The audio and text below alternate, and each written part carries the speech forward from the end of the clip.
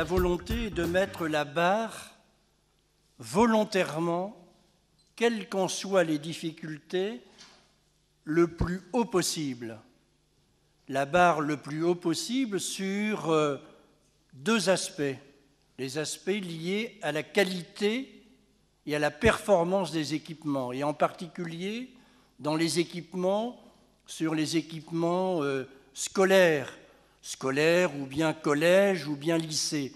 Le fait de pouvoir montrer à travers cette exigence mise sur la conception, sur le fonctionnement, sur l'organisation, sur le vécu de ces établissements, de montrer que ça pouvait créer un élément de rupture par rapport aux situations vécues ou subies dans ces quartiers, ou en tout cas dans les quartiers de la politique de la ville.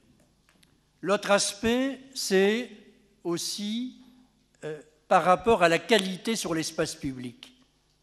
Plus un quartier vit des situations de précarité, plus un secteur urbain vit des difficultés, plus l'exigence de qualité, la qualité dans le beau, dans la qualité en matière d'appropriation de l'espace, sont des éléments fondamentaux.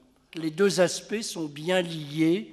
Il n'y a pas que des actions sur les bâtis, il y a des actions qui doivent être globales de façon à permettre un mieux vivre ensemble, ou en tout cas de réduire les effets de rupture.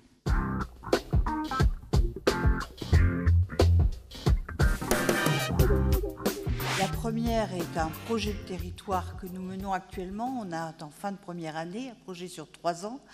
Et la deuxième, c'est simplement une organisation d'un pôle que nous avons mis en place au sein d'Entreprendre Ensemble, j'expliquerai 30 secondes ce que c'est, qui permet de mieux valoriser l'ensemble de la formation.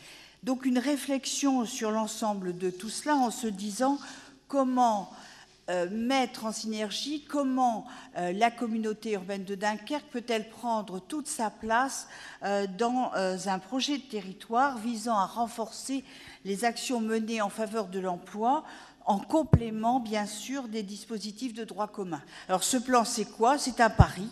10 000 propositions d'emploi en 3 ans. Pour qui? Bien, pour tous, à la fois les demandeurs d'emploi, mais aussi les jeunes de bas niveau de qualification, les demandeurs d'emploi de longue durée, les bénéficiaires des minima sociaux.